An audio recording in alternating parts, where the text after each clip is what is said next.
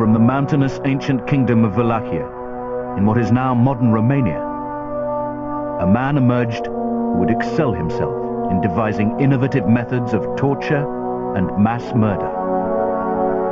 He had power of life and death over all of his subjects. He inspired a marvelous horror story, and it's an unusual horror story in that it was real. In a bloody 6-year reign, the ruler of this kingdom brought terror to citizens and foreigners alike. Prince Vlad Dracula was more than just the inspiration for the bloodthirsty vampire of legend. To this day, he's still referred to as Vlad Tepes, Vlad the Impaler, in memory of his favorite method of killing.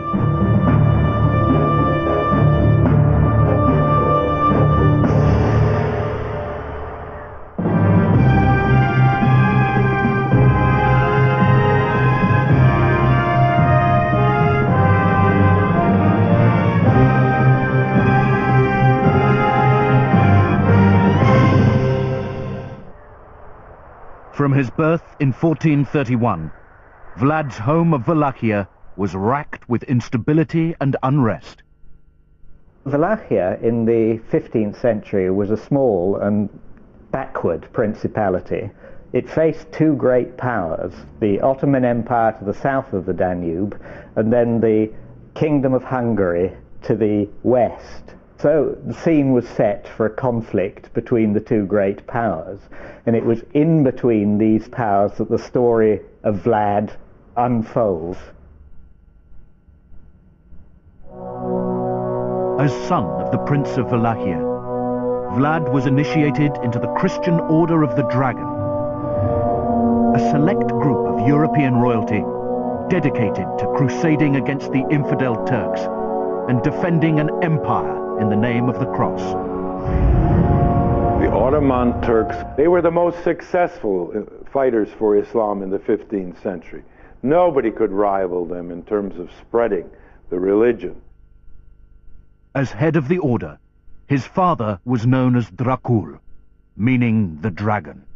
Vlad was very proud of the fact that his father got this very select honor. So he called himself Dracula, which means son of him who had the Order of the Dragon. In 1442, the Turkish invasion of Transylvania left Wallachia vulnerable to its Hungarian enemies. With his throne under threat, Vlad's father made a deal with the Ottoman Sultan. Wallachia went through a series of rulers rather rapidly, and it was in the interests of the Ottoman Sultan to keep them under control. They didn't try to overrun and conquer the land. They tried instead to extract tribute from the Wallachs and to demand troops from them if they needed them for their army. To seal the deal, Vlad's father sent his 2 young sons as tribute to the Sultan in Adrianople, right into the lion's den.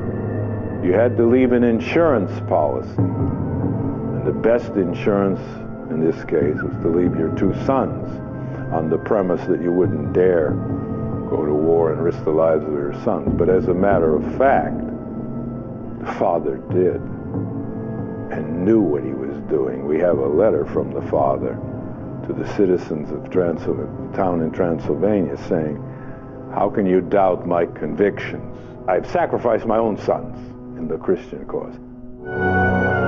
Vlad was 13 and a hostage in a strange land. You have to think about this for a moment. Look, you're a young boy, your father leaves you, you're bereft of your mother, mother goes back with the father. You're among these Turks. You don't know Turkish, you don't know Islam, you're a Christian. I mean, it's a strange place, it's weird religion. It definitely has affected him as a teenager. It could not have not affected his way of thinking. He had this hatred very much imprinted in him and this desire of revenge. Vlad's growing sense of abandonment and betrayal spawned a severe hatred for the Sultan and his court. The Sultan's eye was fixed firmly on Vlad and Radu as potential puppet rulers. They were being primed to take their native throne in the name of Islam. But Vlad was studying the enemy and biding his time. The most important thing was probably military, and I suspect that Vlad and Radu would have had a good military training in the Ottoman court. They would learn about warfare, particularly riding, how to fire a bow, swordsmanship, because being a member of the ruling class, which is what they were destined to become, meant also that you had to fight on the battlefield, and indeed you had to lead armies. And having learnt that, then they would have to learn the rudiments of Islam. It was here that Vlad witnessed the fear-inducing effect of public execution. Generally, executions were fairly public, because the whole purpose of them was to show the power of the Sultan and also to encourage people not to step out of line. Unlike Vlad, Radu had become fully indoctrinated into Ottoman culture and its army.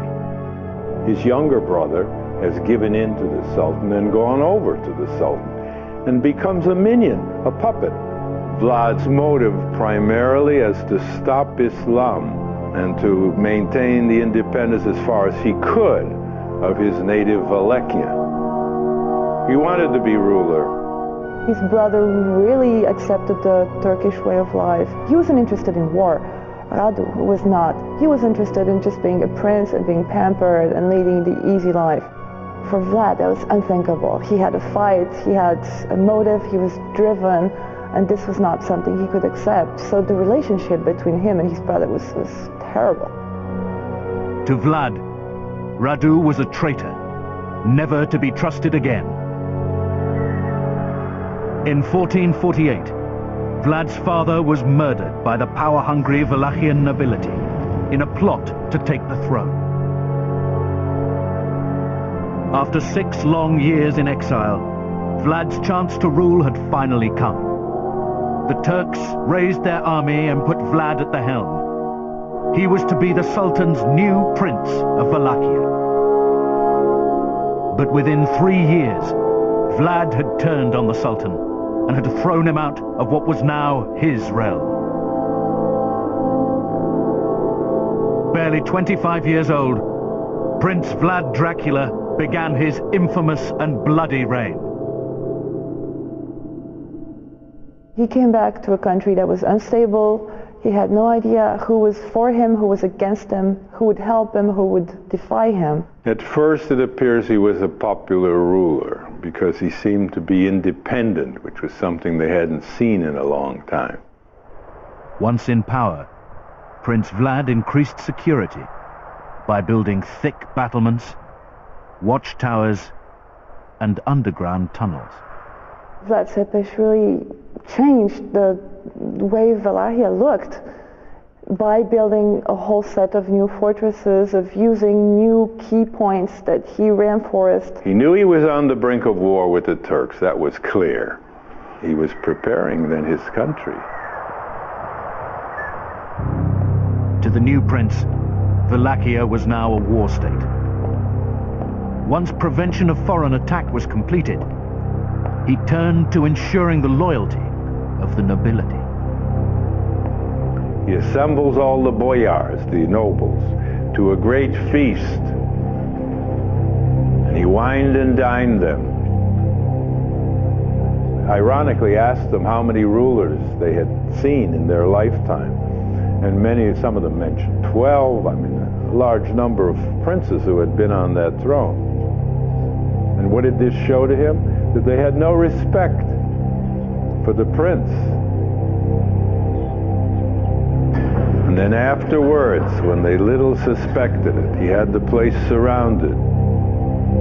He took them on a death march to his mountain lair, Castle Dracula at Pojenar. And made them work side by side, elbow to elbow with the peasants to rebuild and reinforce the Pojenari castle.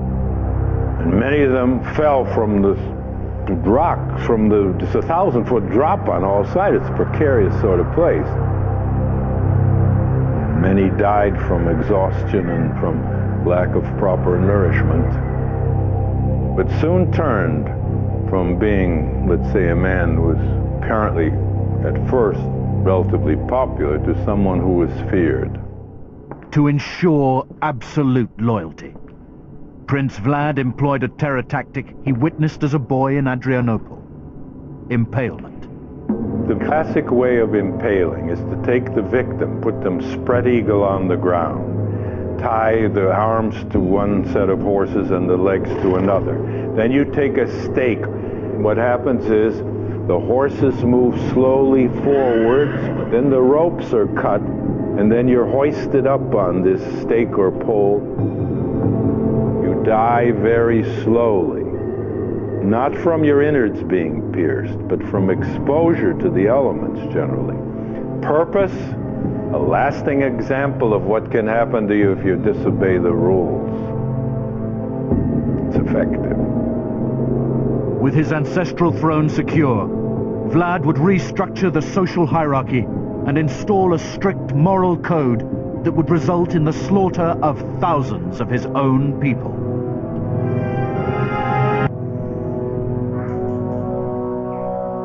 Having established himself as sole sovereign, and with his court cleansed of disloyal noblemen, Vlad turned to restructuring the gentry to create a new nobility, loyal only to him. He got rid of most of the old gentry. There's a noticeable drop in the old families during his reign. What did he do? He replaced them with lower gentry, who'd be beholden to him and more loyal, more trustworthy. And those are the ones he used to carry out his terror tactics of impalement. With his henchmen in place, Vlad's obsession with loyalty and control led him to install a severe moral code, punishable only by death. He was an extreme law and order man, and all the chronicles testify that during his lifetime there was law and order in Wallachia. He would punish you by impalement for little offenses as well as big ones. If a woman committed adultery, he had her body skinned and then exposed on the village square as a lesson to adulterous wives. Or if a woman was lazy, he'd have her hands cut off and impaled on the village square as a lesson to lazy wives. And he impaled the old people and the children because they were useless. Naturally, the fear of his wrath kept rebellion down to a minimum. According to peasant tradition, Vlad placed a priceless gold cup in every village square for all the peasantry to admire. Many drank from it, but no one dared steal it. The cup remained in the square throughout Vlad's entire reign as a symbol of his absolute power. What he wanted to do was to establish the fact that he was the absolute ruler, and what better absolute ruler is it than to be godlike? That's what it's all about. God has the power of life and death, and it's indiscriminate, let's face it. That's the essence of terror. Before long, execution was not only administered as a punishment, but became the prince's favorite pastime. Vlad would kill at a whim. Vlad liked to dine amid his impaled victims in his local city, and the stench must have been unbearable throughout the place. He would have the blood gathered in bowls in front of him, and he took bread, dipped it in the blood of his victims, and slurped it down. In fact, one case, a Polish nobleman held his nose. He was there, having dinner with Vlad. And Vlad turned to him and said, "What's the matter with you?" And the fellow said, "My lord, I can't stand the stench of these rotting corpses all around." He said, "Very well, I'll take care of that." And then he had this fellow impaled on a higher stake than the others, and he said, well, now he's up there where the gentle breezes blow, and he doesn't have to worry about the stench down here anymore. People always gather to watch public executions, so when he did that, he had it refined to a point of perfection. This perverted approach to law and order took the lives of thousands of his fellow Christian citizens and turned the royal capital into a stinking graveyard. Vlad's palace at Tirgovishte was surrounded by a high hedge 3 miles in length. There was a corpse hanging from every branch, and as soon as somebody came and cut down a corpse, a fresh corpse was put there in its place. And that is one of the reasons why, indeed, in Turkish, Vlad has the title Kazakçı Vlad, or Vlad the Impaler. Vlad was an Orthodox Christian with a growing reputation as a sadist and a monstrous appetite for revenge. But as long as he fought against the Ottoman Turks, he was accepted in the Catholic center of Christendom. Vlad Dracula was the one who fought and tried to stop the spread of Islam into his own area. And he was supported by the Pope. The Orthodox signed with the Catholics and they formed one church on paper, which shows you that the theological differences were peanuts. It didn't mean anything to the Pope. This guy was Orthodox Christian. Who cares? He's fighting the Turks. In 1462, the Sultan Mehmed was on the warpath. The Wallachian border was lined with Vlad and his army, determined to keep the Turkish enemy out. Mehmed's army was much bigger than Vlad's and much better equipped with cannon and a huge amount of cavalry.